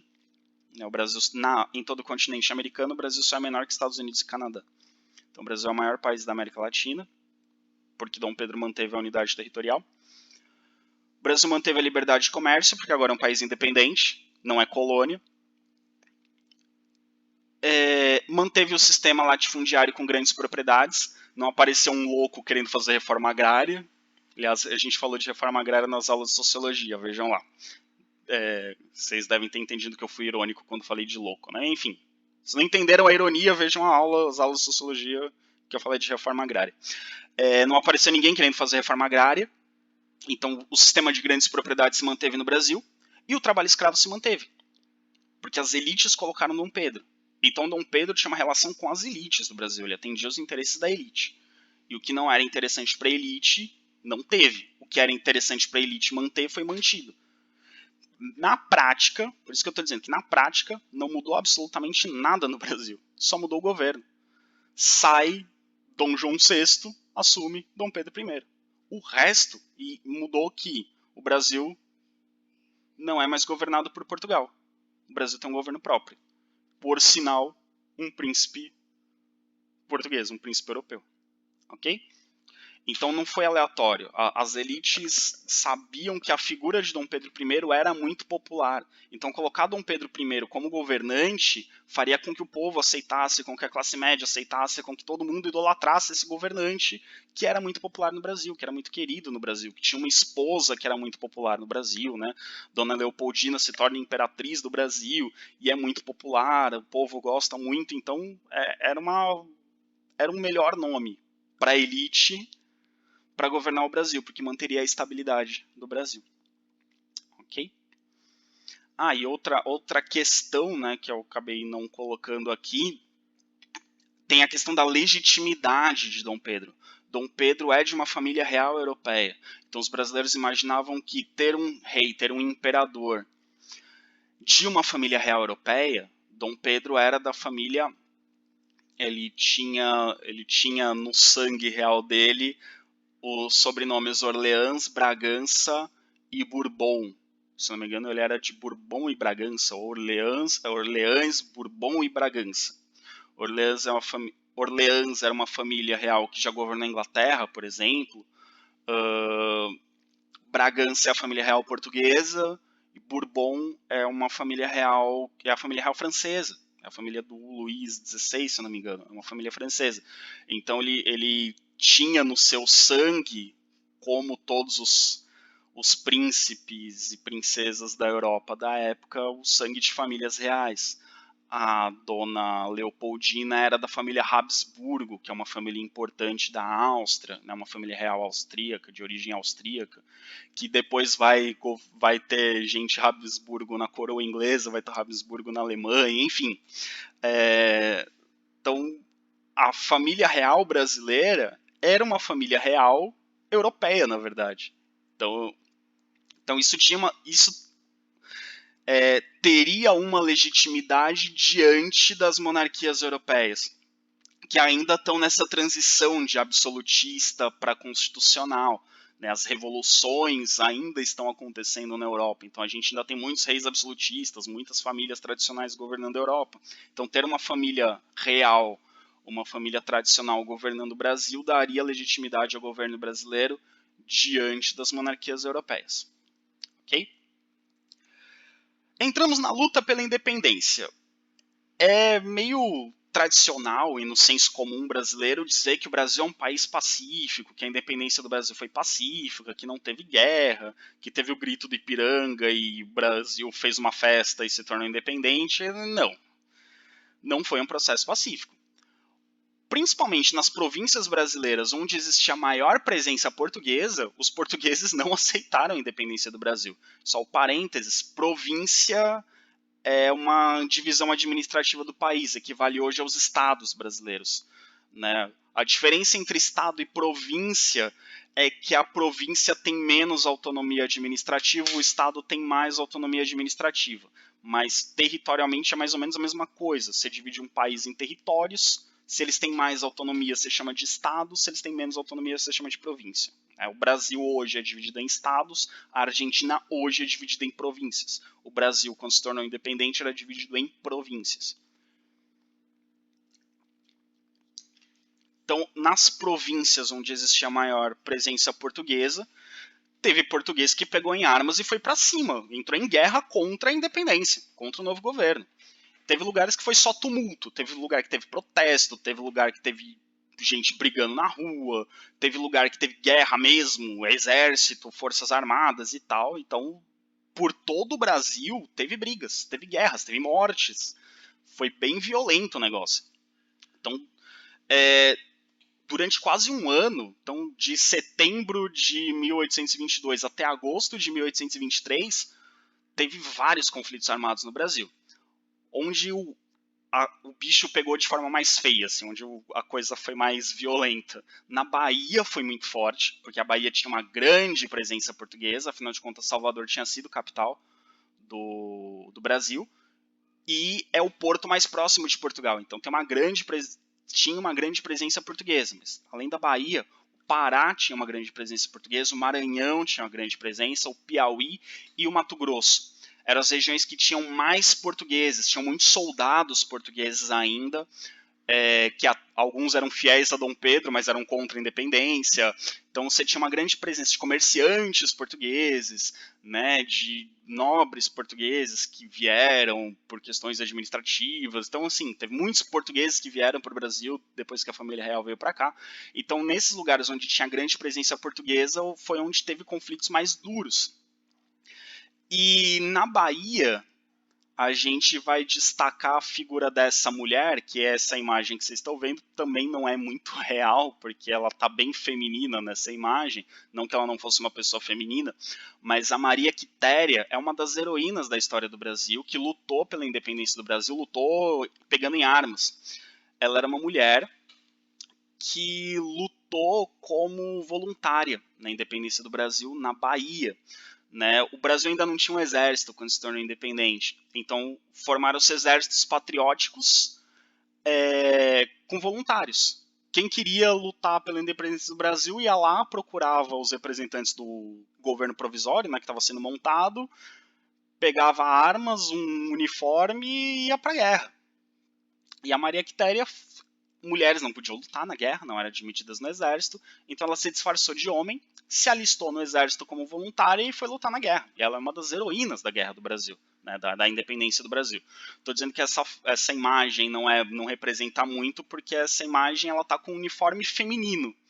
Né, e não tinha uniforme feminino na época. Ela tinha uniforme, ela se disfarçou de homem, usava roupas masculinas, uniforme masculino, e foi uma das heroínas da independência do Brasil. Então o Brasil teve exércitos patrióticos e oficiais estrangeiros. Dom Pedro contratou militares de outros países, alguns poderiam chamá-los de mercenários, mas enfim, contratou soldados, oficiais de outros países para formar esse exército brasileiro, que não existia. O Brasil não tinha um exército. As tropas do Brasil eram as tropas de Portugal. E aí eles foram convocados, né, ou contratados, ou pessoas se alistaram voluntariamente para formar essas tropas e lutarem contra os portugueses que resistiam à independência do Brasil e conseguiram vencer, aos poucos foram vencendo. Outro lugar que teve conflitos foi a província da Cisplatina. Mas a província da Cisplatina é um caso particular que a gente vai analisar depois. A Cisplatina era aquele território que era uma colônia espanhola, proclamou sua independência em 1811.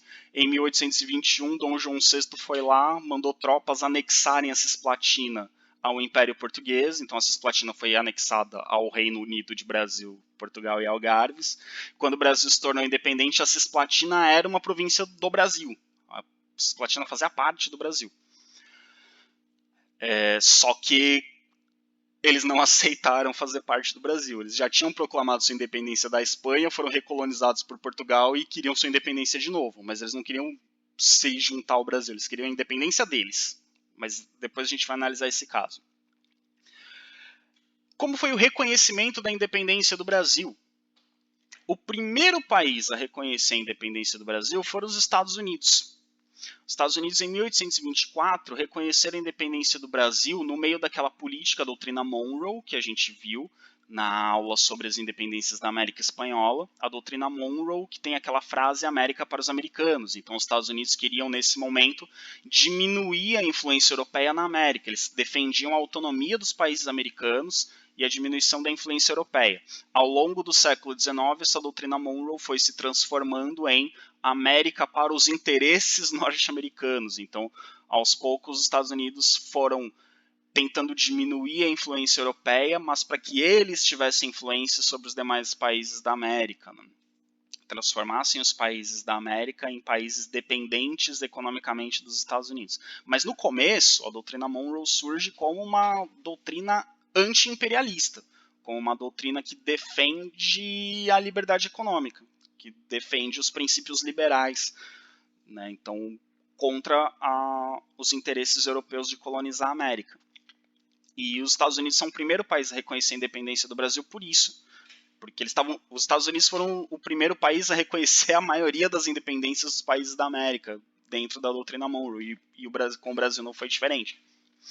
Portugal só reconheceu a independência do Brasil em 1825, então 3 anos depois da proclamação da independência, né, do 7 de setembro de 1822, só em 1825 Portugal vai reconhecer a independência do Brasil.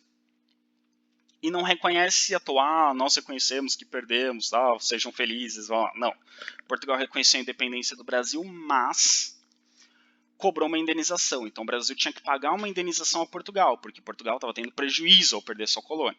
Então o Brasil tinha que pagar uma indenização. Então as negociações entre o Brasil e Portugal, se chegou a um acordo que Portugal reconheceria a independência do Brasil e o Brasil, em troca, pagaria uma indenização.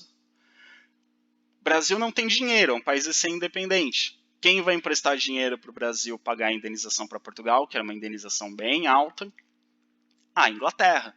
A Inglaterra, vocês repararam que a Inglaterra empresta dinheiro para todo mundo. Quando a gente estudou a independência dos países da América Espanhola, a Inglaterra está lá emprestando dinheiro, vendendo arma, está lá ajudando todo mundo. Só que aí todo mundo fica com dívida com a Inglaterra. Com o Brasil não foi diferente. O Brasil contraiu uma dívida com a Inglaterra que demorou muito tempo para ser paga. Tem até uma brincadeira de que a dívida externa do Brasil começa em 1825, quando pega o empréstimo com a Inglaterra, só vai ser paga no governo Lula, ali durante o governo Lula, que foi de 2002 a 2010, porque o governo Lula conseguiu zerar a dívida externa, mas não é a mesma dívida, né? O Brasil teve esse empréstimo com a Inglaterra, depois teve outros empréstimos, depois teve outros empréstimos com outros países. A história do Brasil é uma história de pedir empréstimos. Na história econômica do Brasil é a história dos empréstimos. É recente, é agora no século XXI que o Brasil é um país que empresta dinheiro e não um país que pede dinheiro emprestado dos outros. Enfim, isso tem a ver com os governos do final do século XX, os governos da década de 90 e dos anos 2000. Mas, enfim, são outros 500. Então o Brasil pegou dinheiro emprestado com a Inglaterra e a Inglaterra falou: eu empresto dinheiro, eu tenho dinheiro para emprestar. A Inglaterra era ali. Não esqueçam que a Inglaterra era aliada de Portugal, né? E aí, nossa, mas a Inglaterra apoiou a independência do Brasil? Não, a Inglaterra não reconheceu a independência do Brasil. Mas quando Portugal e Brasil entraram num acordo e a Inglaterra ajudou nas negociações, a Inglaterra falou: opa, então já que Portugal vai reconhecer a independência do Brasil, eu ajudo o Brasil, empresto dinheiro para vocês, brasileiros. Mas eu quero uma coisa em troca. A Inglaterra não é boba, ela empresta dinheiro para todo mundo, mas ela quer coisas em troca. Eu empresto dinheiro para vocês, mas lembra aqueles acordos de Dom João VI que beneficiavam os comerciantes ingleses no Brasil, que os comerciantes ingleses pagavam menos impostos que os dos outros países? Então, a gente quer que aqueles acordos se mantenham. Então, os tratados de 1810 foram mantidos por Dom Pedro I, mesmo com o Brasil independente. Então, a Inglaterra continua tendo uma grande influência na economia brasileira, tendo o Brasil como um grande mercado consumidor, e o Brasil compra a maioria de seus produtos industrializados vindos da Inglaterra, mesmo após ser independente. Então, o Brasil se torna independente politicamente e administrativamente de Portugal, mas segue sendo economicamente dependente da economia inglesa, porque o Brasil depende dos produtos industrializados e manufaturados que vêm da Inglaterra e vende seus produtos para a Inglaterra. O principal mercado consumidor brasileiro é a Inglaterra. Então, o Brasil depende da economia inglesa. Ok? Então, o Brasil é politicamente e administrativamente independente, mas economicamente é dependente da Inglaterra nesse período. Ok? Bom, país independente, independência reconhecida, agora o Brasil é um país autônomo, tem um governo reconhecido no resto do mundo, Dom Pedro I é reconhecido como um imperador, como um monarca do Brasil. Vamos organizar o país. Para organizar o país precisa de uma Constituição. E aqui nós já temos o primeiro problema. Dom Pedro I foi criado para ser um rei absolutista. Porque a família real portuguesa era uma família absolutista, ó, ora bolas. Ele foi criado para ser um rei absolutista. Só que a elite brasileira queria uma Constituição. Então Pedro falou, ok, eu governo vocês com a Constituição. E aí, em 1823, deputados brasileiros eleitos se reúnem para formar a primeira Constituição do Brasil. A primeira Constituição do Brasil está aí nessa imagem, para vocês verem, com essa capa bonita do Império Brasileiro. Enfim. Os deputados brasileiros, assim como aconteceu na França, por exemplo, assim como acontece na maioria dos países que recém se tornam independentes ou que acabaram de passar por uma revolução, tá todo mundo unido em torno de algo comum, que é a independência do Brasil. Mas a partir do momento que o Brasil se torna independente, cada um tem uma ideia diferente do que fazer no país independente. Vocês lembram na Revolução Francesa? Todo mundo queria derrubar o rei, todo mundo queria acabar com o absolutismo.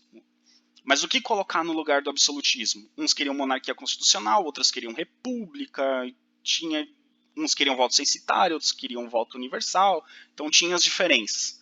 No Brasil aconteceu a mesma coisa, tinha várias ideias. Mas todo mundo concordava com uma coisa. Essa coisa era: o poder do rei não pode ser absoluto. Todos os deputados na Assembleia Nacional Constituinte da primeira Constituição do Brasil queriam que o Brasil não fosse um país absolutista. Queriam que o Brasil fosse uma monarquia constitucional, que o poder do rei tivesse limites. Dom Pedro I, que não foi criado para ser um governante democrático, e aí tem muitas pessoas que falam assim, porque Dom Pedro era autoritário, porque Dom Pedro era carrasco. Dom Pedro foi criado, ele foi educado para governar dessa forma. Ele não sabia governar de forma diferente. Se ele tentasse ser democrático, ele não ia conseguir. Ele foi criado para ser um rei absolutista. Quando ele ficou sabendo que a galera estava planejando colocar o máximo de limites que pudessem ao poder dele, ele não achou muito legal. E aí, sob o pretexto de que esses deputados estavam demorando demais, né, a Assembleia começou a se reunir em março de 1823. Em novembro de 1823, a Constituição ainda não estava pronta, mas porque tinha muitas ideias divergentes, né, das leis, de como organizar os poderes, mas todo mundo ali estava fechado que o poder do rei ia ter limites. Então Dom Pedro falou, tá demorando demais, essa era a desculpa. Preciso que tenha uma Constituição logo. Está demorando demais. Essa era a desculpa, a justificativa oficial, digamos. Mas na prática o que acontece? Ele não queria ter seus poderes limitados. Então ele mandou suas tropas cercarem o prédio onde a Assembleia estava se reunindo, dissolveu a Assembleia Constituinte. Dissolver a Assembleia é: vão todo mundo para casa, não tem mais Assembleia Constituinte, acabou. Isso é dissolver a Assembleia. Não tem Assembleia. Então, em 1823, novembro de 1823, Dom Pedro acaba com a Assembleia Nacional Constituinte. Só que tem um problema. Tem que ter uma Constituição. Né? E essa atitude dele dissolver a Assembleia Nacional Constituinte mostrou que ele era autoritário. E essa atitude autoritária dele causou insatisfação no povo. O povo falou: você liderou a independência aí, mas era para ter uma Constituição. Era para a gente ser livre de Portugal. Para a gente não ser mais absolutista. O que você está fazendo aí? Não vai ter Assembleia, daqui a pouco você vai querer anexar o Brasil a Portugal de novo? Afinal de contas, você é português. Vai que você está querendo fazer o Brasil voltar a ser colônia de Portugal. Tem que ter uma Constituição. Aí Dom Pedro, para não ter protestos, nomeou uma comissão, juntou uma galera da confiança dele e falou: gente, cria uma Constituição aí. Só que uma Constituição que eu tenho que aprovar. Uma Constituição que eu tenho que gostar. Com as minhas ideias. Aí essa comissão criou uma Constituição a mando de Dom Pedro. E essa Constituição ficou pronta em março de 1824. Então, de março a novembro de 1823, a Constituição não saiu, porque os deputados estavam lá debatendo. Aí, quando Dom Pedro resolveu fazer, e em 4 meses saiu. Em março de 1824 saiu a primeira Constituição do Brasil. E essa Constituição, ela foi outorgada. O que é outorgada? A palavra outorgar significa conceder, entregar. Então, quando você outorga algo a alguém, você está concedendo algo a alguém. Então, a gente diz que a primeira Constituição do Brasil foi outorgada porque Dom Pedro criou essa Constituição, né, a comissão que ele nomeou criou, segundo as ideias dele, ele criou essa Constituição e entregou para o país. É diferente de uma Constituição ser proclamada, né, ou de uma Constituição ser debatida e entregue à população. Né, é diferente. O outorgado quer dizer: eu fiz e dei para vocês. Eu fiz e entreguei. Não é assim que nós fizemos. Eu fiz e entreguei. Isso é uma Constituição outorgada.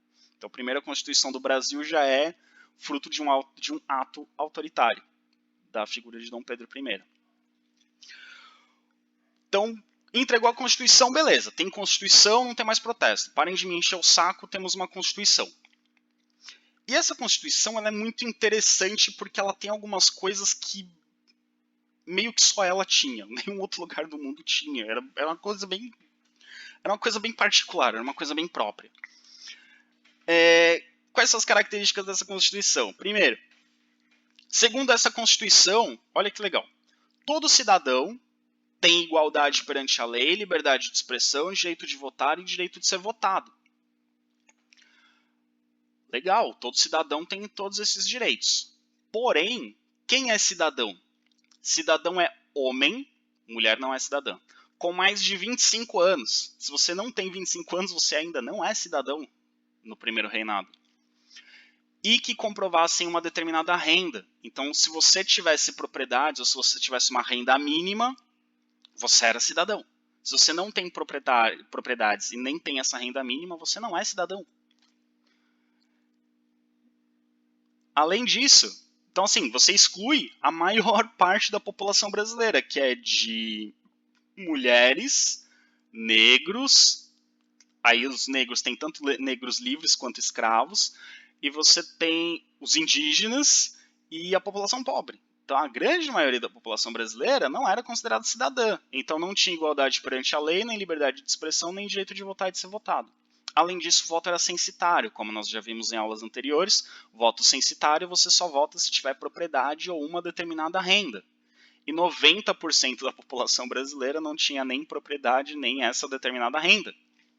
Então, só 10% dos brasileiros participavam da política. Então, isso você já reduz a um grupo. Você reduz a elite, aos grandes proprietários, aos grandes comerciantes e aos altos funcionários públicos. Pouca gente que participa da política no Brasil. E Dom Pedro falou assim: vocês não querem um rei autoritário? Vocês querem divisão de poderes? Então não vou dividir em 3 poderes, vou dividir em 4 poderes. Então o Império Brasileiro tinha 4 poderes. Mas, né, não era tanta divisão de poder assim. Tinha 4 poderes, 3 que a gente já conhece, do Montesquieu: executivo, legislativo e judiciário. O executivo executa as leis, o legislativo cria as leis que o executivo vai executar, o judiciário julga as leis criadas pelo legislativo para ver se elas estão sendo cumpridas. Só que a Constituição brasileira determina um 4º poder, o poder moderador. Qual que é a função do poder moderador? Fiscalizar os outros 3 poderes. Ou seja, quem tem o poder moderador manda nos outros. Então é uma divisão de poderes só teórica. Na prática, é o poder moderador que manda. E quem era o poder moderador? O imperador. Ah, e quem era o poder executivo? O imperador também. O imperador é o poder executivo e é o poder moderador. Ele concentra sozinho 2 poderes. Dos 4, ele sozinho tem 2, sendo que um desses 2 se sobrepõe aos demais. Então não é uma divisão de poderes. Ou não é uma divisão igualitária de poderes. Porque a ideia do Montesquieu é você ter 3 poderes do mesmo tamanho. 3 poderes iguais. Né? 3 poderes com o mesmo poder. E aqui não, você tem 4 poderes, uma pessoa concentra 2, então isso já é desigual, e um desses 2 que ela concentra, que é o poder moderador, tem mais poder do que os outros. Então, na prática, Dom Pedro fazia o que ele quisesse. Na prática, ele era quase um rei absoluto. Ele era quase um rei absolutista. Né? Então, o que acontece? O imperador ele era tanto poder executivo quanto poder moderador. Enquanto membro do poder executivo, ele era responsável por escolher os senadores. Os senadores não eram eleitos, não era através de eleições. Os senadores, existia no Brasil Câmara dos Deputados e Câmara de Senadores. A Câmara dos Deputados era eleita através do voto censitário. Tinha eleições e os deputados eram escolhidos. Os senadores eram nomeados pelo imperador e o cargo era vitalício. Então o senador era nomeado pelo imperador e só deixava o cargo quando morresse. Então o poder legislativo tinha Câmara dos Deputados e Senado. Câmara dos Deputados eleita, Senado escolhido pelo imperador. Então o imperador já tem o poder executivo já tem uma influência sobre o poder legislativo. O poder executivo também escolhe os ministros e os presidentes das províncias. Não tinha eleições, como a gente tem hoje, eleição para governador do estado. Quem escolhia quem ia governar cada província era o poder executivo, que era o imperador. E também escolhe os ministros, mas hoje ainda é o presidente que escolhe os ministros. O ministério ok, mas o presidente das províncias não era eleição, era o imperador que escolhia, e o Senado era o imperador que escolhia. Claro que ele ia escolher pessoas que ele achava que iam apoiá-lo, que iam defender suas ideias. E também a questão do voto censitário, para você poder votar, você tinha que ter uma renda. Para você poder se candidatar a deputado, você tinha que ter uma renda um pouco maior. E para você poder ser escolhido senador, sua renda tinha que ser ainda maior. Então, para ser senador, além de ser indicado pelo imperador, você tinha que ser muito rico. Então, percebam que a política ficava só nas mãos da elite mesmo. Ok? E o que o poder moderador faz? O poder moderador não mexe no executivo, mas não precisa, porque é a mesma pessoa. O poder moderador ele controla o legislativo e o judiciário. O judiciário é composto por juízes, que vão trabalhar nos tribunais. Quem indica os juízes? O poder moderador. E o legislativo, ele é controlado pelo poder moderador na medida que o poder moderador pode dissolver o poder legislativo. Ele pode dissolver a Câmara dos Deputados. Os deputados são eleitos, mas o poder moderador pode tirar o mandato e convocar novas eleições, se ele achar que o legislativo não está trabalhando direito. Então, na prática, ele tem quase poder absoluto. Ok?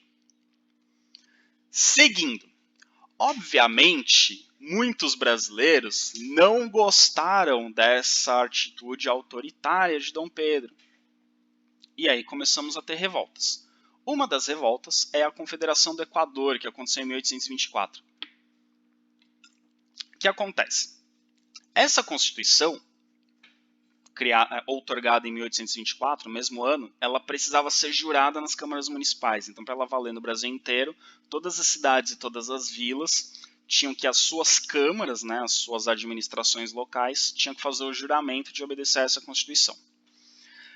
As cidades de Olinda e Recife não juraram a Constituição, não aceitaram essa Constituição outorgada por Dom Pedro I, porque acharam autoritária. E também não aceitaram o presidente nomeado para a província de Pernambuco. Então eles não aceitaram a Constituição outorgada e não aceitaram a nomeação do presidente de província feita por Dom Pedro I. A elite pernambucana já tinha alguma insatisfação por conta dos problemas econômicos desde a época de Dom João VI, e eles acharam que o governo autoritário de Dom Pedro I não resolveria os problemas econômicos, os problemas sociais e traria novos problemas políticos. Essa insatisfação foi aumentando, foi crescendo, as críticas a Dom Pedro I foram crescendo em Pernambuco, até que surgiu uma revolta separatista em Pernambuco. Então um grupo de lideranças políticas de Pernambuco resolveu se separar do Brasil, resolveu separar Pernambuco do resto do Brasil, proclamar a independência de Pernambuco. E esse novo estado seria um estado republicano, então eles formariam uma república no estado de Pernambuco, independente do Brasil imperial. Essas ideias se espalharam por outras províncias, então além de Pernambuco, Rio Grande do Norte, Paraíba, Ceará e Piauí se juntaram a esse movimento. E essas províncias juntas formaram um novo país, o que seria um novo país, chamado de Confederação do Equador. Equador por causa da linha do Equador que passa ali perto.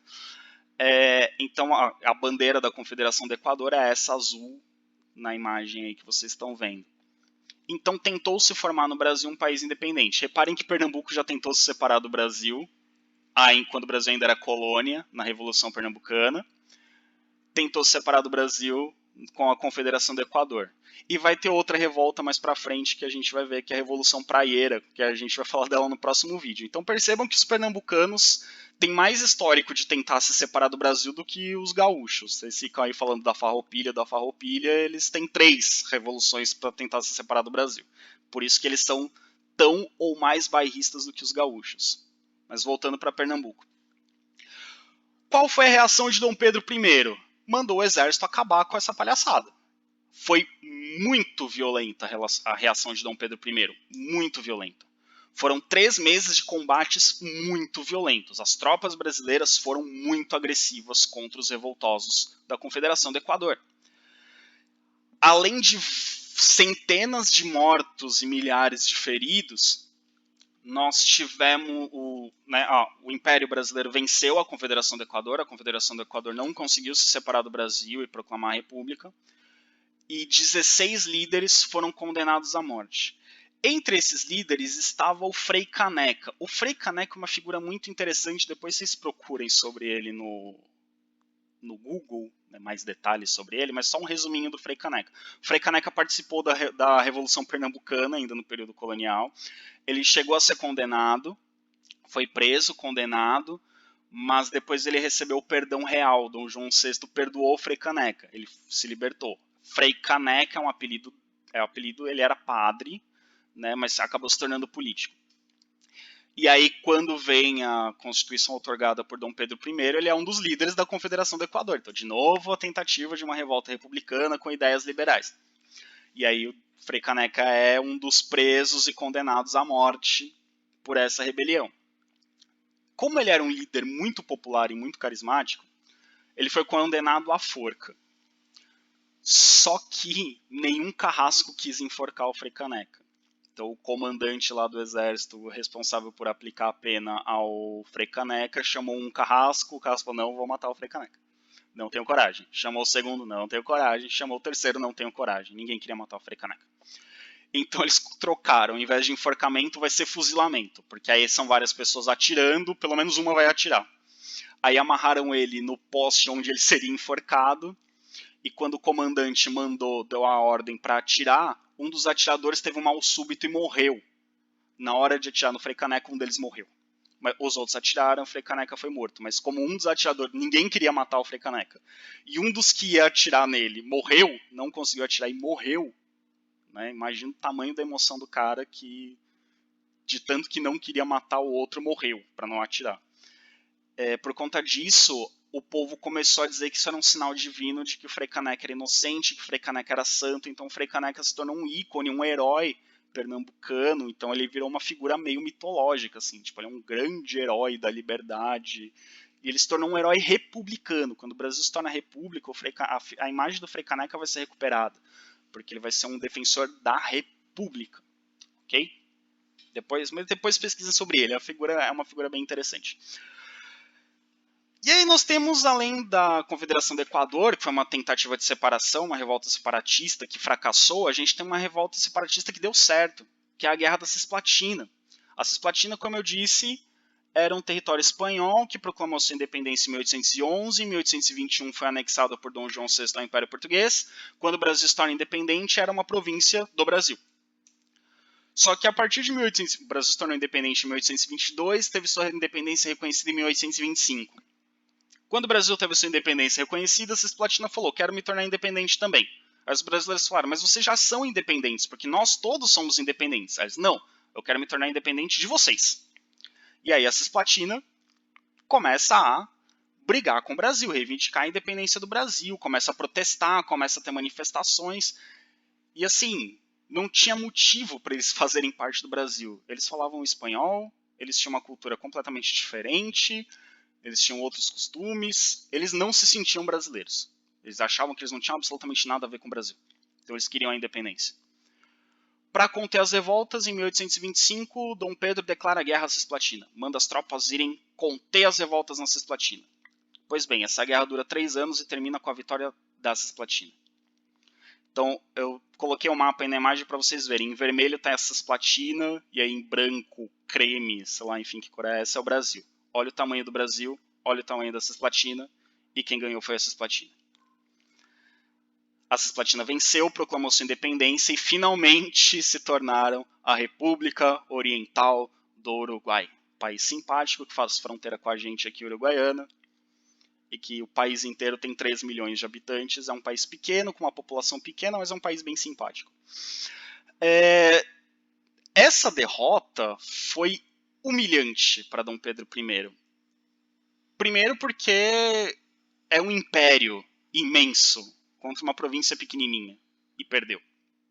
Segundo, gastou muito dinheiro, aprofundou a crise econômica do Brasil.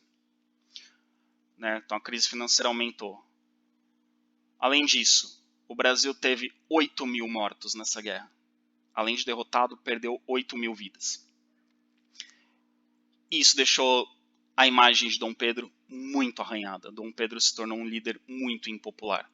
Então o povo que via Dom Pedro como herói da independência começou a ver como um vilão derrotado, fracassado, que perdeu para a Cisplatina. E aí, pessoal, a partir de 1828 nós temos o Brasil numa crise violentíssima. Faltava dinheiro para o Brasil. Faltava dinheiro, o Brasil pedia empréstimo. Pegava o dinheiro dos empréstimos, principalmente empréstimos que vinham da Inglaterra, e aplicava errado esse dinheiro. Então o dinheiro que se pedia para os empréstimos era mal usado, não resolvia os problemas, pedia mais empréstimo e a dívida ia aumentando. Então o Brasil se tornou cada vez mais endividado. A importação de produtos superava as exportações, então o Brasil comprava mais produtos de fora do que vendia para fora. Isso levou a um déficit nas contas nacionais. Sai mais dinheiro que entra, agrava a crise econômica.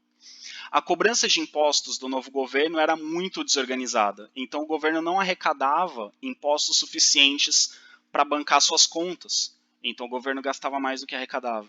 Aumenta o déficit público, aumenta a dívida pública.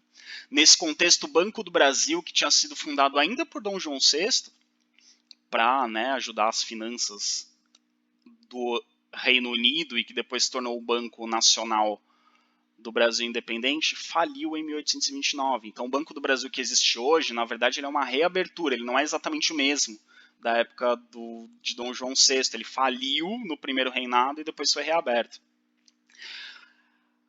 Além disso, o Brasil sofria com a concorrência internacional da agricultura. Você tinha cana-de-açúcar sendo plantada nas Antilhas, você tinha algodão sendo plantado nos Estados Unidos, que eram os principais produtos de exportação do Brasil, e isso fazia com que o Brasil perdesse compradores, porque tinha gente que preferia comprar açúcar de outros lugares, comprar algodão de outros lugares, e o preço, quando você tem muita concorrência, o preço abaixa. Internamente, os preços aumentam, porque você tem a agricultura voltada para exportação, falta alimentos, menos alimentos, preço aumenta, isso afeta a população mais pobre principalmente. E os produtos manufaturados, a maioria deles vindos do exterior, também estavam com o preço cada vez mais elevado no Brasil. Isso aumenta a inflação. Os fazendeiros do Nordeste brasileiro culpavam Dom Pedro I por seus prejuízos. Eles falavam, a gente não está conseguindo vender cana-de-açúcar, a gente não está conseguindo vender algodão, a pecuária está em crise, a venda do tabaco está ruim no mercado externo, porque Dom Pedro I é um governante incompetente. Porque Dom Pedro I não sabe administrar a economia do Brasil. É culpa de Dom Pedro. E as camadas médias populares, as camadas médias e as camadas populares também estavam insatisfeitas.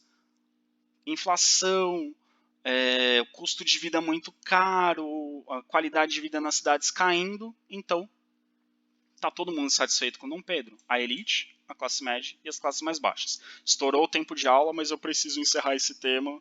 Qualquer coisa, os próximos vídeos eu faço mais curtos. E aí temos Dom Pedro I se complicando.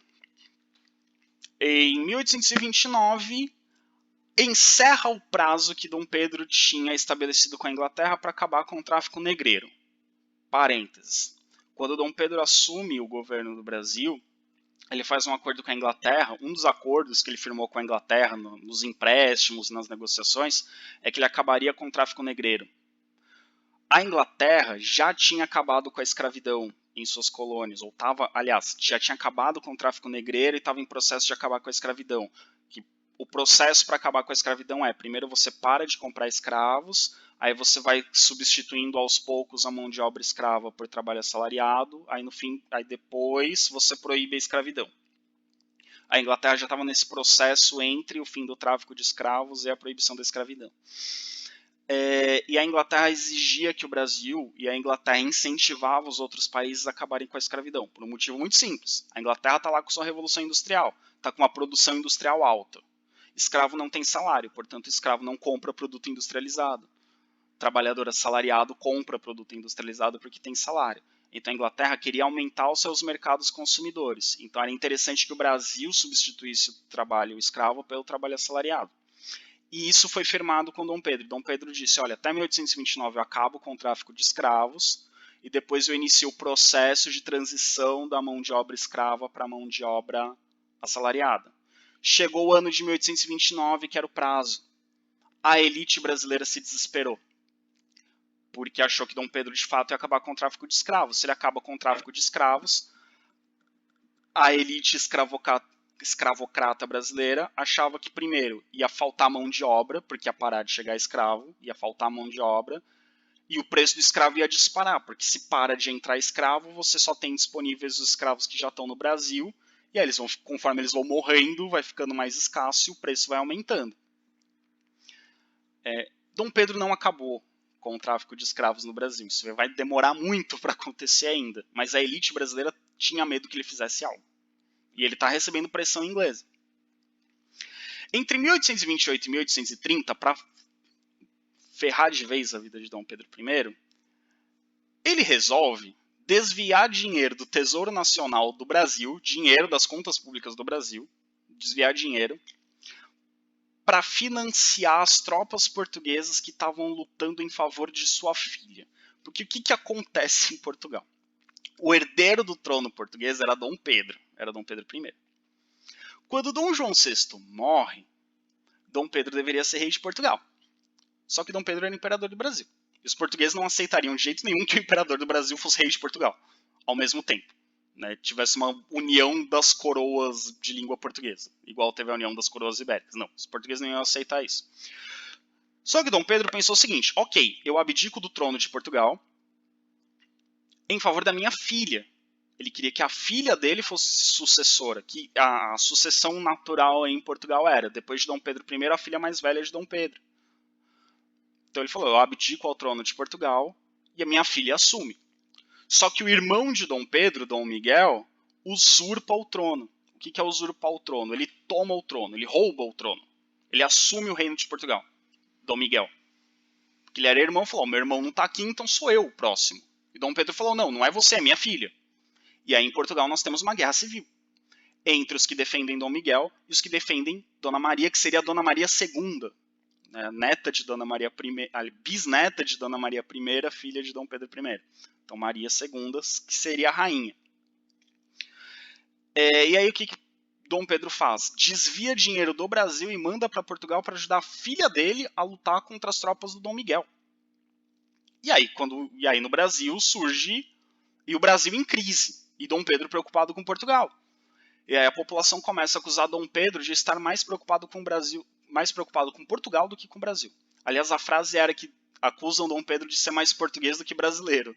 Ora, teremos um Sherlock Holmes aqui, né? Claro que Dom Pedro era português, mais português do que brasileiro. Mas eles começam a dizer, olha, você é imperador do Brasil, você tem que se preocupar com o Brasil, não com Portugal.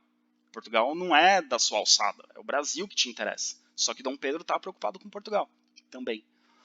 E aí os jornais do Brasil começam a criticar o imperador. E as elites brasileiras que conduziram Dom Pedro a ser o imperador do Brasil começam a retirar o apoio. E para complicar ainda mais a vida de Dom Pedro I, os portugueses que continuavam morando no Brasil começam a apoiar Dom Pedro. Eles apoiam Dom Pedro I. E aí os brasileiros que não gostam, que já estão bravos com Dom Pedro I e odeiam os portugueses, por conta de todo o processo de independência, começam a odiar ainda mais os portugueses. E aí você tem o aumento do sentimento anti-lusitano. O sentimento anti-lusitano é o sentimento contra os portugueses. Então os brasileiros não gostam dos portugueses, não querem os portugueses, odeiam os portugueses, xingam os portugueses, agridem portugueses na rua, e o imperador é português. Então você tem um sentimento anti-lusitano. Então Dom Pedro, e é muito interessante isso, Dom Pedro, quando ele é escolhido para ser imperador do Brasil, ninguém achou ruim ele ser português, ninguém ligou para o fato de ser português. Mas agora, nesse momento, o fato de ser português começa a pesar contra ele, porque ele está mais preocupado com a crise dinástica que se estabeleceu em Portugal do que com a crise econômica no Brasil. E aí Dom Pedro começa a perder o apoio que tinha. Até que no ano de 1831, aliás, antes de 1831, vamos lá. Dom Pedro está perdendo apoio e os portugueses no Brasil apoiam ele. E aí ele toma uma medida que nós podemos considerar um suicídio político. Ele resolve nomear ministros portugueses para comporem o governo. Então, quando ele briga com as cortes lá antes da independência do Brasil, ele nomeia ministros brasileiros para brigar com Portugal. Quando ele se torna imperador do Brasil e começa a perder apoio, ele nomeia ministros portugueses que estão do lado dele. Então ele nomeia ministros portugueses para compor o governo do Brasil. Essa situação foi a gota d'água. A multidão vai para as ruas. Como assim nós estamos sendo governados por portugueses de novo? Como assim o nosso imperador do Brasil, coloca portugueses para governar o Brasil? Então o povo vai às ruas. Os soldados e os oficiais do exército em construção, que acabou de se formar no Brasil, não apoiam o imperador, apoiam o povo, protestam junto com o povo contra o imperador. Então, no ano de 1831, Dom Pedro, sem ter o apoio de absolutamente mais ninguém no Brasil, nenhuma classe social, nenhum grupo político, ninguém apoia ele, só os portugueses apoiam ele, sem clima nenhum, ele entrega sua carta de abdicação aos deputados, à Câmara dos Deputados. Então, sua abdicação é a sua renúncia. Então, ele abdica ao trono em favor de seu filho. Abdicar ao trono, renunciar ao trono. Em favor do filho, quer dizer que ele está renunciando ao trono e passando o trono para o filho dele. Okay? Quem era o filho dele? Pedro de Alcântara. Mas a filha não era Dona Maria. Dona Maria estava lá em Portugal. Então ele não ia abdicar em favor da filha que ele queria que fosse rainha de Portugal. Ele tinha que abdicar em favor a outro filho. Então ele abdica em favor ao filho Pedro de Alcântara, que era brasileiro, que havia nascido no Brasil. E ele abdica ao trono em favor de seu filho no dia 7 de abril de 1831. Quando Dom Pedro abdica ao trono, a população festeja, a elite também comemora, porque com a saída de porque enquanto Dom Pedro estava no governo, eles colocaram Dom Pedro para Dom Pedro atender aos interesses deles. Mas eles perceberam que Dom Pedro estava sendo autoritário e não estava atendendo aos interesses deles. Então a saída de Dom Pedro faz com que a elite volte a ter o poder em suas mãos.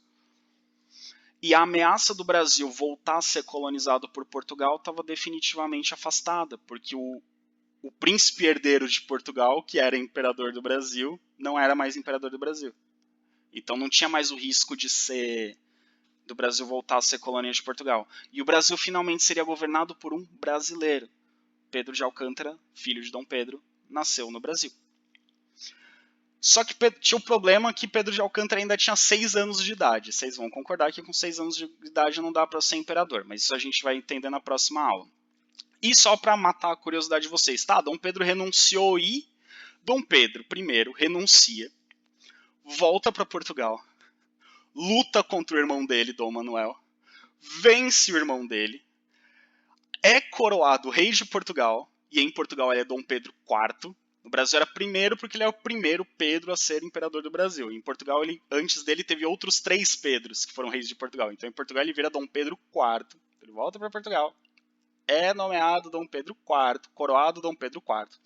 Ele é coroado, estabiliza a política em Portugal, estabiliza a política, deixa a política estabilizada, controla as revoltas, abdica ao trono em favor da filha e morre aos 34 anos. Ele morre de tuberculose, provavelmente. E ele morre jovem, morre com 34 anos. Então, mas antes de morrer, né, tipo, ele assume o reino de Portugal, estabiliza tudo, abdica em favor da filha. Então ele deixa uma filha rainha de Portugal e um filho imperador do Brasil. Então ele consegue atender aos seus interesses. Então esse é o primeiro governo do Brasil, o governo de Dom Pedro I. Próxima aula nós vamos ver o que acontece com Dom Pedro de Alcântara, que ele tem 6 anos de idade. Não dá para ele governar o Brasil. Então, quem vai governar o Brasil? Na próxima aula também é nesse contexto que nós temos a grande revolução da história gloriosa do estado do Rio Grande do Sul. Um dos assuntos da próxima aula é a farroupilha, que acontece nesse período que a gente chama de período regencial, quando os políticos brasileiros governam em nome do imperador, que ainda não tem idade para ser imperador. Ok? Estourei aí 11, quase 12 minutos do tempo da aula. Próxima aula eu tento fazer uma aula com pelo menos 12 minutos a menos do que o tempo de aula. Ok? Me perdoem, mas eu vou dar um jeito de recompensar vocês. Até mais, gente.